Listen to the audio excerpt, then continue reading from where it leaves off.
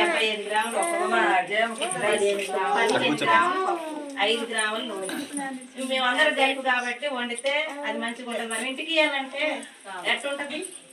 ఇప్పుడు అందరి మీద కాబట్టి నలుగురి మీద, ఇప్పుడు గర్భిణీలు బాలింతలు ఇక్కడే తింటే వీళ్ళతో పాటు తింటే అందరికి కొంచెం 1 కేజీ బియ్యం అవుతాయి. అట్ట మాకు వండటానికి కూడా ఈజీగా ఉంటుంది. అట్ట మీరు సెంటర్లోనే తినాలని కొంచెం చెప్పండి. గర్భిణీ బాలింతలు కదా, పిల్లలంటే పాప మా దగ్గర ఉంటారు కాబట్టి అది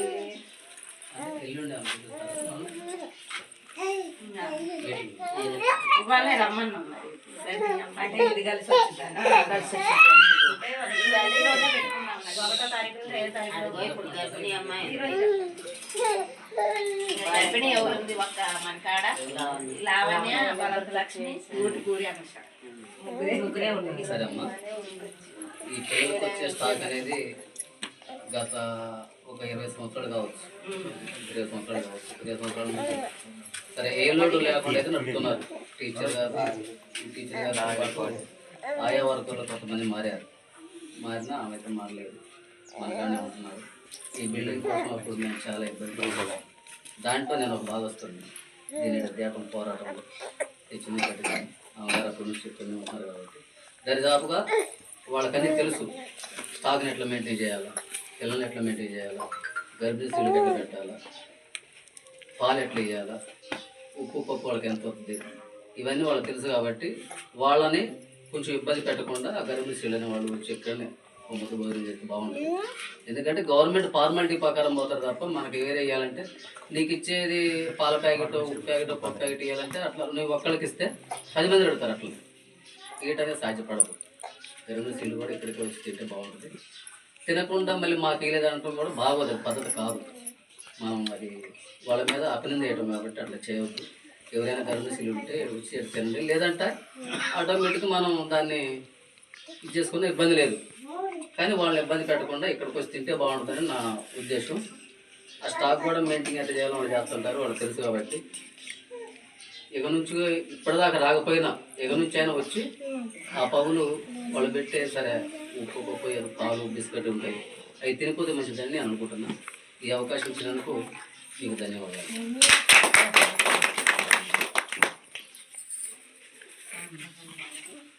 అందరికీ గుడ్ మార్నింగ్ అండి.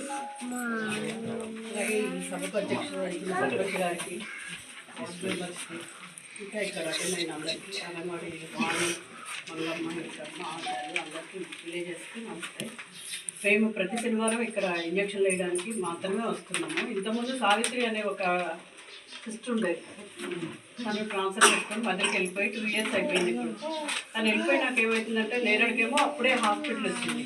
ఆ హాస్పిటల్ ఏమో 9 నుంచి 4 వరకు ఓపెన్ చేసే ఉండాలి, మీరే ఉండాలని అక్కడ ఫోర్స్ ఎక్కువైంది బాగా. ఇక్కడికి శనివారం ఇంజక్షన్లు ఒక్కదానికి తప్ప మేము దేనికి రాలేకపోతున్నాం.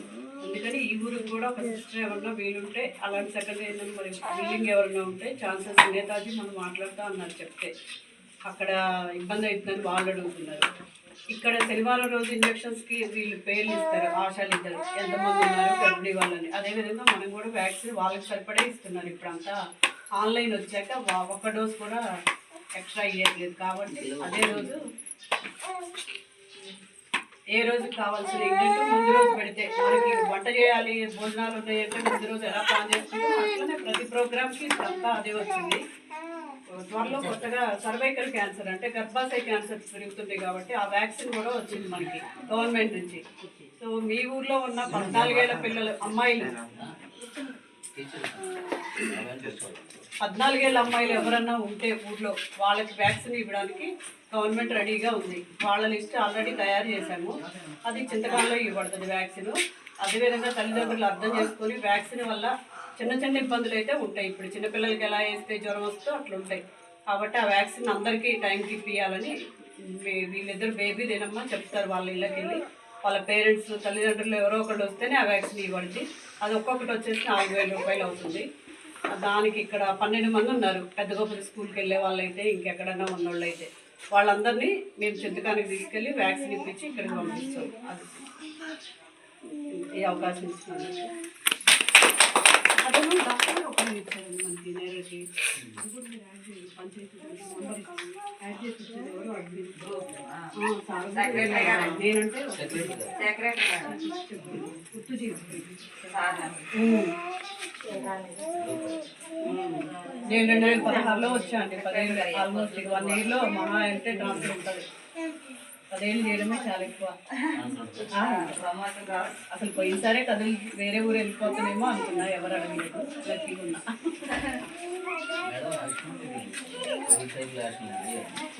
అదే టైప్ డబ్బాసే క్యాన్సర్ అదే టైప్ కానీ క్యాన్సర్స్ పెరుగుతుంది మీ అధ్యక్షుడు మీరు కూర్చోండి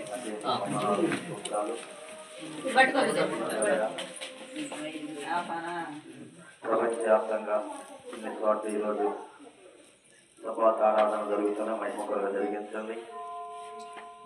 శారీరక బలహీనలు ఉన్నటువంటి వారికి బలహీనతల నుంచి విడుదల కలిగించండి. ఆర్థికంగా ఉన్నటువంటి వారికి ఆత్మీయ మేలు అనుగ్రహించండి. అయ్యా తండ్రి, కష్టాలు కన్నీళ్లు వేదనలు బాధలు కలిగి ఉన్నటువంటి బిడ్డలందరూ కూడా శాంతి సమాధానాన్ని అనుగ్రహించండి. ఈ మందిర ప్రాంగణ స్థలమంతా నింపండి. ఇక్కడ యొక్క తిరిగి సాగు లేకుండా పరిశుద్ధాత్మతో నింపి మీ నామానికి మహిమ ఘనత కీర్తి తెచ్చుకుంటారని యేసు వారి నామములో ప్రార్థించి అడిగి వేడుకుంటున్నాము తండ్రి. ఆమేన్. అంటే 3వ నెల కాబట్టి మన సెంటర్కి వచ్చేటప్పుడు నమోదు చేసుకోవడానికి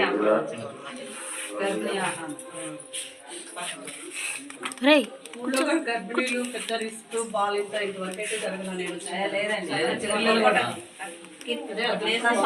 ఏదన్నా ఉంది అనుకోండి నాకు ఇన్ఫార్మ్ చేయండి.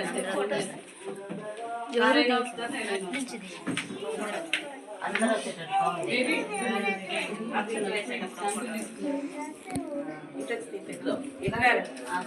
ఇటు తెస్తంటే ఇటు వస్తండి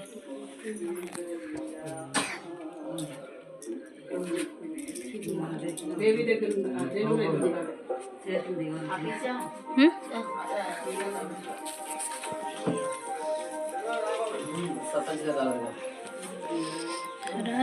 సర్పంచ్ గారు ఫోన్ చేసి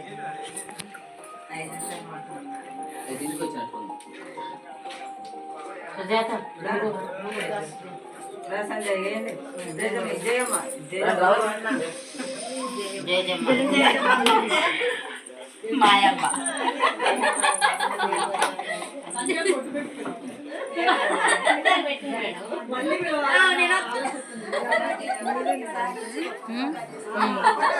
ఓ ఏ అటు ఇటు తిరుగుతుంటే అటు తెస్తారు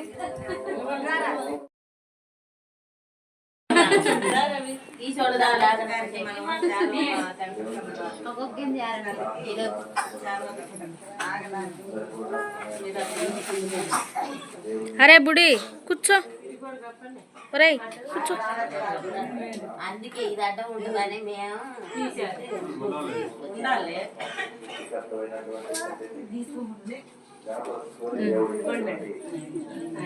గొప్ప మేలు ఆశీర్వాదాలు అందరం పొందుకున్నాము.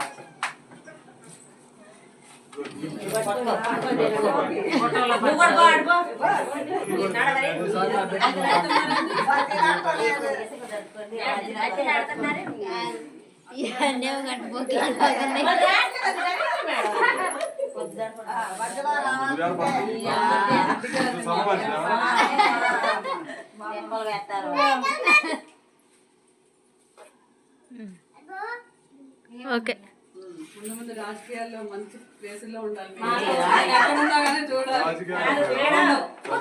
ఎక్కడ ఉంటా అదే మరి దాంట్లో ఉంటే ఆటోమేటిక్గా చేస్తూనే ఉంటాయి.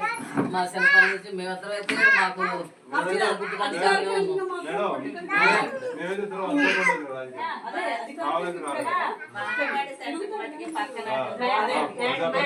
సర్పంచ్ గారు మేము ఒక మాట మాట్లాడాలి. మాకు పారి కూడా దూరం కొట్టారు. మాకు మామూలు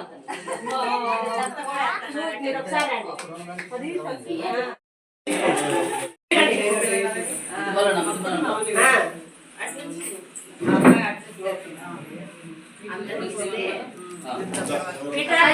పెట్టండి అట్లా ఇంకా బాగా చూడు